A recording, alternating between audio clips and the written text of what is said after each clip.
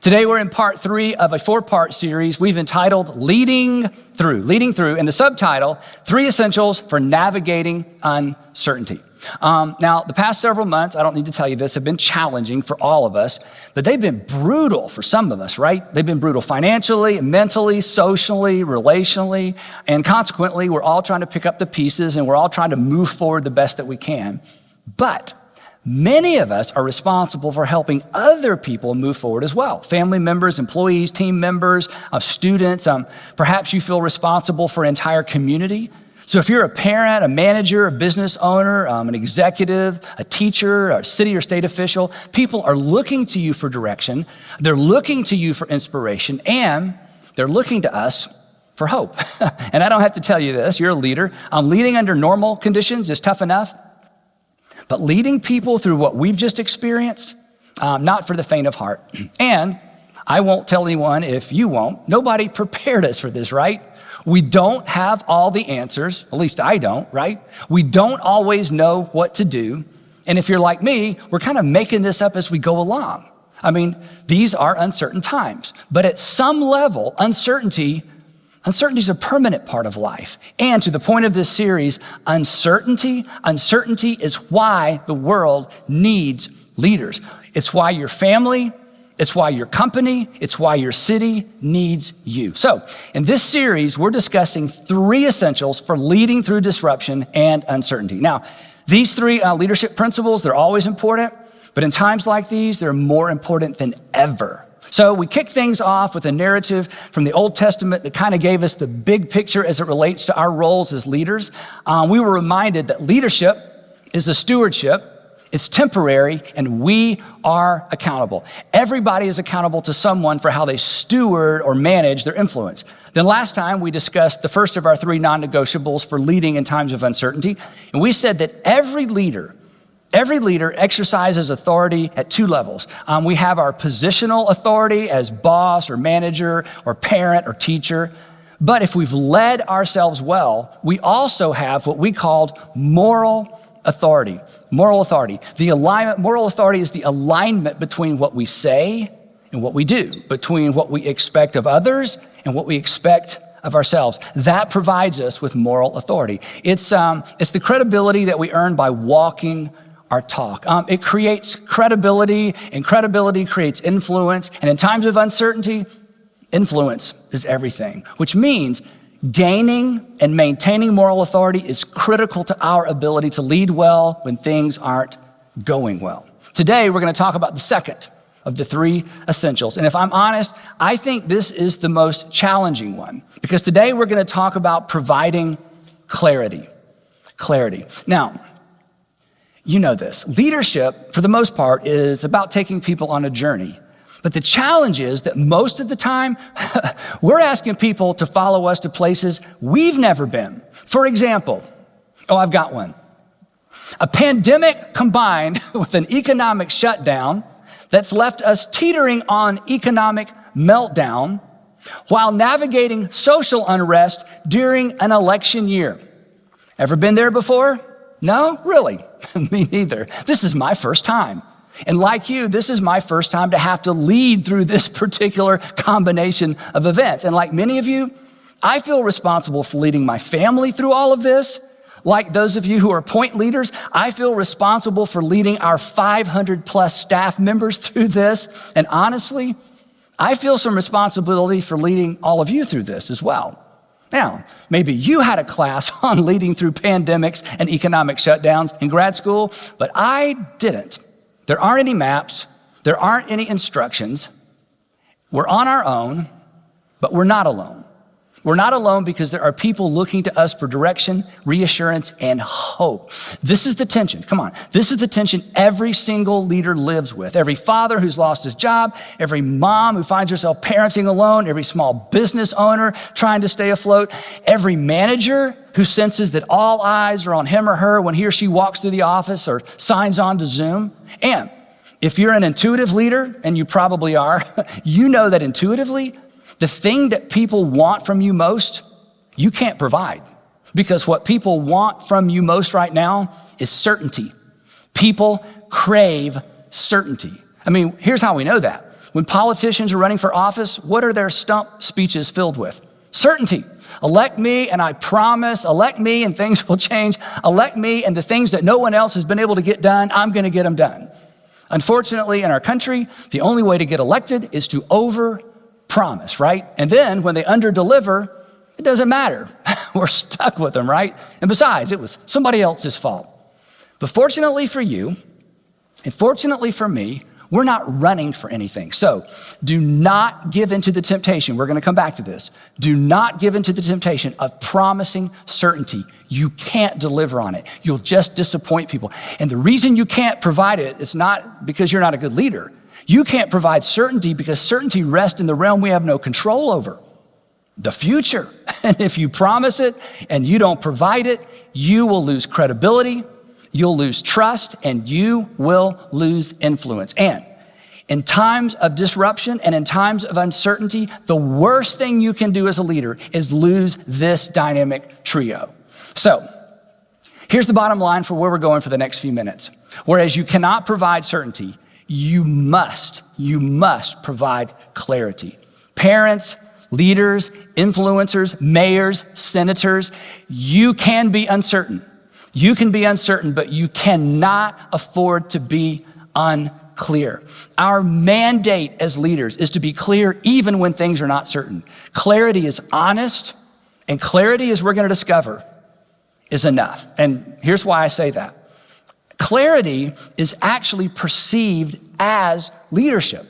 Clarity is actually experienced as leadership. Clarity in the midst of uncertainty creates its own influence, its own momentum. In fact, and you've probably experienced this somewhere along the way, in any group, whether it's a family or a business, whoever paints the clearest picture of the future and then provides the clearest instructions on how to get there, they are ultimately viewed or perceived as the leader, because clarity is perceived as leadership. So if you're at the helm of an organization or a department or a work group, you have to be clear to retain your influence. During times of uncertainty, positional leadership, titles and tenure, they really don't count for much, do they? Clarity wins the day. People crave certainty, but in times of disruption and uncertainty, clarity is the next best thing to certainty. In times of disruption, clarity will suffice. Clarity addresses uncertainty. It doesn't remove it. You can't remove it. But clarity is your best bet for equipping your families, your coworkers, and our communities to navigate it. Clarity says this. Clarity says, I don't know what the future holds, but here's what we're going to do in the meantime. Clarity says, I don't know what's going to happen, but we're going to prepare for whatever happens. Clarity says, here's the plan for now, and we will adjust the plan as circumstances demand. Uncertainty is not your enemy. It's your opportunity. It's our opportunity to lead well. And here's the thing. For some of you, your clarity will actually establish you as the leader. So be clear even when you're not certain, which, by the way, is most of the time, right? Now, one of my two favorite biblical examples of this principle is found in the book of Joshua. If you grew up in church or you know a bit about the Old Testament, Joshua was the one that followed Moses as the leader of the ancient Hebrew people.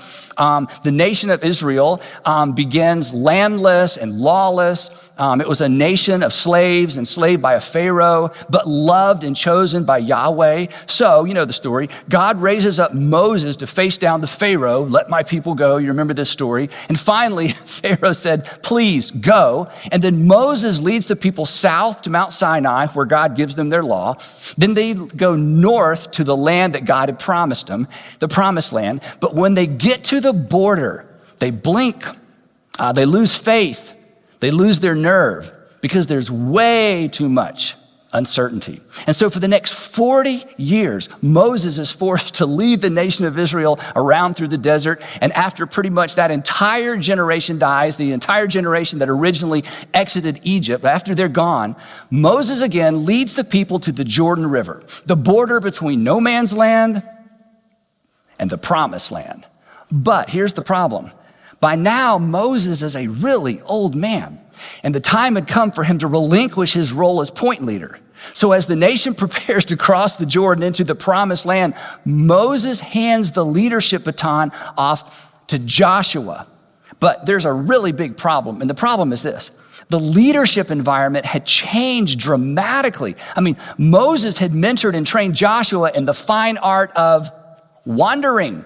Every single leadership lesson that Moses handed down to Joshua, it was all related to successful wandering. For example, wandering 101, follow the cloud. Wandering 201, proper manna etiquette. Wandering 301, snake bite remedies. And it goes on and on and on. So when Joshua took over, the days of wandering were over. This was a new day. It was a brand new leadership context. They were transitioning from wandering to warring, from wandering around to settling down. So as Joshua, imagine this, as Joshua watches Moses, shuffle off to die, he felt completely overwhelmed. I mean, he was responsible for an entire nation, thousands of families. I mean, talk about uncertainty. So it's no wonder that Yahweh, their Lord, spoke these words to Joshua. These were such powerful, reassuring words. Here's what God says to Joshua as he stands there overwhelmed with this new responsibility and all of the uncertainty that came along with it. God said this, "Have I not commanded you, Joshua? Be strong and be courageous." Which I'm tempted to ask, can you really command someone to be strong? And can you command someone to be courageous? Well, apparently so. The implications are this: Joshua, behave courageously, lead courageously. Do not be afraid and do not be discouraged. Again, can you command someone not to be discouraged? Apparently so. To which Joshua probably thought, well, that's easy for you to say, Lord, right? But the reason God told Joshua not to be discouraged was because Joshua was discouraged. And I love the fact that God told Joshua not to be afraid because it's proof that Joshua was in fact afraid. And of course he was. This was new territory. I mean, literally and figuratively, right? Joshua had never done this before. Everything about this situation reeked of uncertainty. But the Lord wasn't through. And this next part would be repeated many centuries later to first century followers of Jesus, and apparently to us 21st century followers as well. This changes everything. For, he says, the reason you can be strong and courageous and the reason you do not have to be discouraged is because the Lord your God will be with you wherever you go. Don't miss this. The basis of Joshua's courage was not his ability to predict or forecast the future. And neither is yours. Moms, dads, owners, operators, the basis of his courage, the foundation of his leadership was the presence of God. Now, what happens next is one of the reasons this is one of my favorite stories as it relates to this principle. What happens next is so instructive. It is so relevant to all of us. Here's what Joshua did next. Look at this. So Joshua ordered the officers of the people, because the people were divided up into groups and each group had an officer. So Joshua ordered the officers of the people. And what he didn't order them to do and what he didn't say to them is as instructive as what he did order and what he did say. What he didn't say was this: hey, now that I'm in charge, nothing to worry about. He didn't say that. He didn't say this: rest assured, everything's going to work out fine. He did not predict the future. He didn't give them what they wanted, certainty. He knew better. He couldn't provide certainty. So, don't miss this. He provided the next best thing, clarity. He gave them something to do. He gave them something to do immediately. So Joshua ordered the officers of the people. He said, go through the camp and tell the people, get your provisions ready. And then he anchored their attention to the next thing they would do and exactly where they would do it. 3 days from now, this is so amazing. 3 days from now, you will cross the Jordan River right here to go in and to take possession of the land the Lord your God is giving you for your own. Now, it does not get any clearer or any more specific than that, right? I mean, it doesn't get any clearer than that. Collect your stuff. Pack some lunches in 3 days, not 1 day, not 2 days, not 4 days. In 3 days, we are crossing the Jordan River, and we are crossing the Jordan River right here. Now, of course, they're thinking, wait a minute, wait. How are we going to get all these?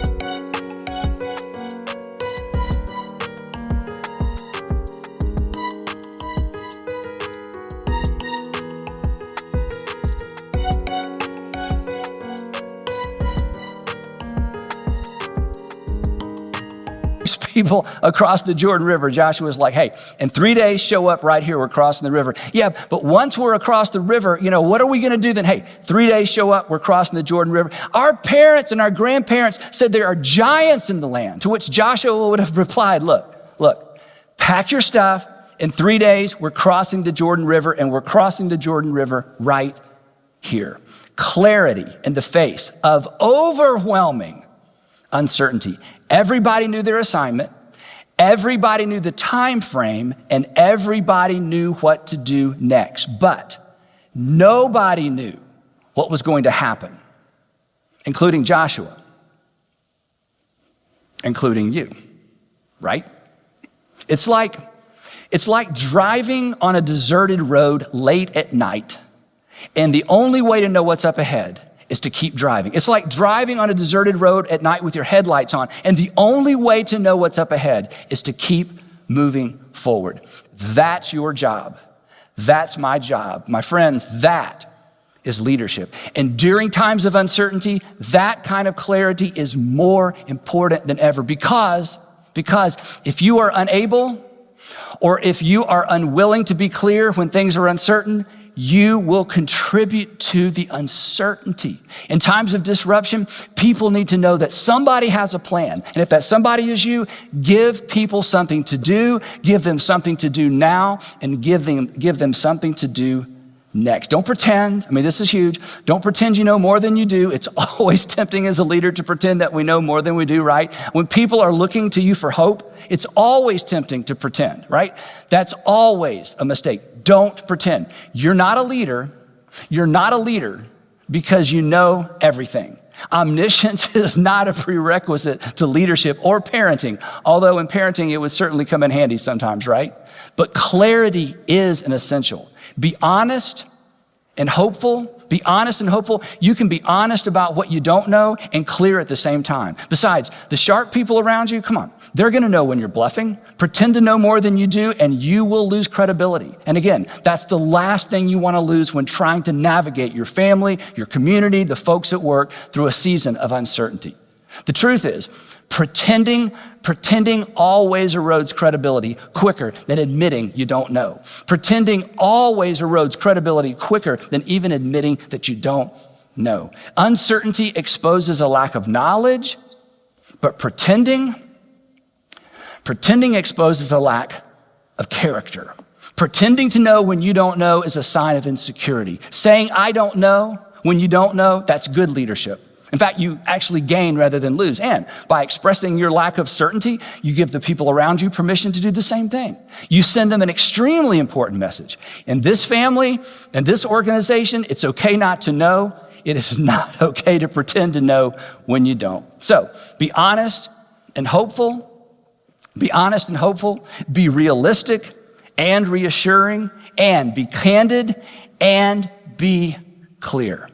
My brother-in-law is a successful real estate agent here in the Atlanta area, actually a successful broker in the Atlanta area and up around Lake Burton. And his parents, this is amazing, I've known Rob for a long, long time. His parents actually started their company 72 years ago That's amazing, right? When Rob first got into the business with his parents, his mom gave him some really, really good advice. She said, Rob, never pretend to know more than you do when you're selling a house or showing someone a house. And then she gave him a statement. And I think it's a perfect example of confidence in the face of uncertainty. She said, Rob, when somebody asks you a question and you don't know the answer, get in the habit of saying this: I don't know, but I will certainly find out. I don't know, but I will certainly find out. You see, I will follow a leader who doesn't know, but who is committed to finding out. And so will you. But I'll hesitate to follow someone who pretends to know. So acknowledge the uncertainty and then point to the future with confidence. Say things like this: I don't know right now. I don't know right now, but I'm confident we can figure this out together. Say things like this: we've never faced anything like this before, but with God's help and with your talent, I'm not worried. I don't know. I don't know when we're going to open our doors again, but in the meantime, here are 3 things we can do, and we can do now. Our role as leaders, our role as leaders is to do all we can to ensure the people around us who are following us don't lose hope, that they don't despair. But at the same time, we have to refuse to pull any punches as it relates to the reality that we're in, the reality of the situation. We have to face, as we've talked about before, the brutal facts. And that's difficult. If your personality and your temperament sets you up to kind of be all sunshine and roses and, kind of dance around the brutal facts, you set people up for disappointment, right? On the other hand, if you're more like me, that you have a tendency to want to bury people under the facts and the statistics and the forecast and woe is me, you leave people with no option but despair. But if we will stand in the middle, if we're willing to rein in that part of our temperament and our personalities that tends to go one way or the other and offer hope rooted in reality, then you've done your family, you've done your community a great service. You've led well. You've provided clarity in the midst of uncertainty. So face the brutal facts and then give people something to do. Be clear even when you're not certain. And one last thing on this. Please do not be too proud to seek wise counsel, okay? This is important. Leadership is not all about simply making decisions on your own. It's not about making decisions on your own. Leadership is about owning decisions once you make them. So if you don't know, ask. And in times of uncertainty, we don't know. So ask.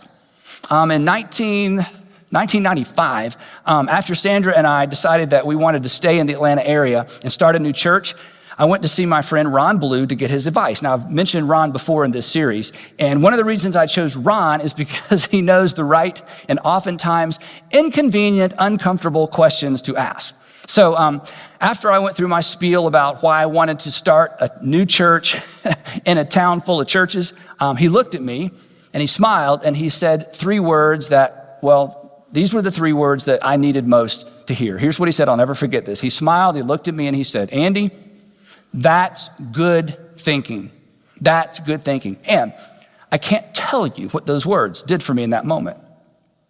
But I can tell you what these words didn't do for me in that moment. They did not remove the uncertainty, but they did strengthen my resolve to move ahead in spite of the uncertainty. So when you don't know, seek out some people who might know. They may not have answers, but they may have insight. And oftentimes, especially during disruption and uncertainty, insight is enough. It's enough to keep you moving forward, and it's enough to keep you moving the people who are following you forward as well. Once again, you can't provide certainty, but we can provide clarity. And in times of disruption and in times of uncertainty, clarity is enough. It is the next best thing to certainty. Uncertainty, uncertainty will not be your undoing as a leader, as a father, as a mother.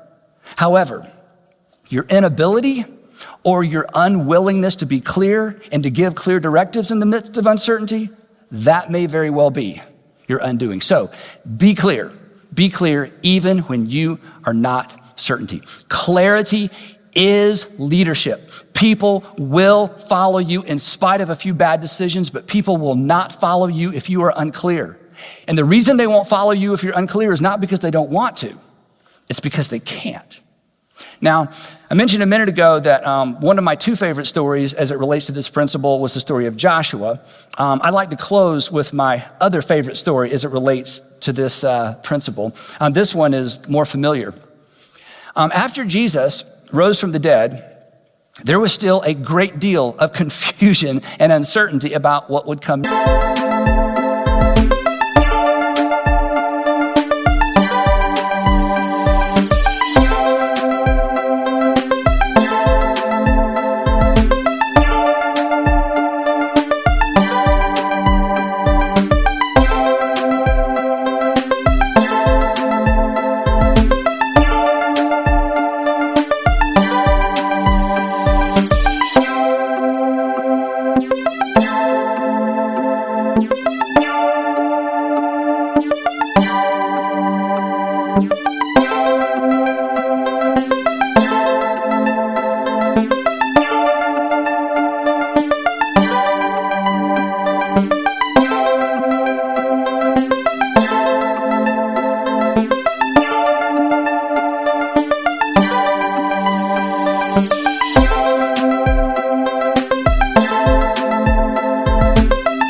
Next. In fact, his disciples straight up ask him, what's coming next? Are you going to establish a kingdom? Is this the thing we've all been waiting for? Is this the fulfillment of Old Testament prophecies?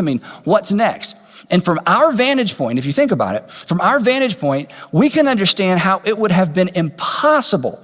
It would have been impossible for Jesus to explain what came next. So instead, he gave them something to do. And they did it. And we are the result of it. They moved forward in spite of unimaginable uncertainty, fueled by these parting words of Jesus. And here's the thing. This is so emotional for me. Their obedience did nothing to diminish the uncertainty, but their obedience to this to-do list changed the world. You'll remember this if you grew up in church.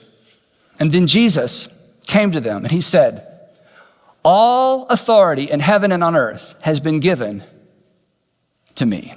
All authority. Therefore, here's what I want you to do. I want you to go, and I want you to make followers or disciples of all nations. I want you to make followers of me from people all over the world. I want you to baptize them, and I want you to baptize them in the name of the Father and the Son and the Holy Spirit. And then I want you to do something else. And then I want you to teach them and to obey everything I have commanded you. In other words, it is more important for you to know what to do than it is for you to understand what's going to happen. It was more important for them to know what to do than it was for them to understand what was going to happen. And then Jesus said, and one other thing. I almost forgot. As was the case with Joshua, and surely I am with you all the way to the very end of the age. And he was. And they did. And we're the proof. So, mom, dad, owner, manager, boss, coach, elected official, you cannot provide certainty. Don't even try. What you can provide, what you must provide, especially in times like these, is clarity. In times like these, clarity is the next best thing to certainty. So be clear, even when you're not certain. And we'll pick it up there next time in part 4 of Leading Through.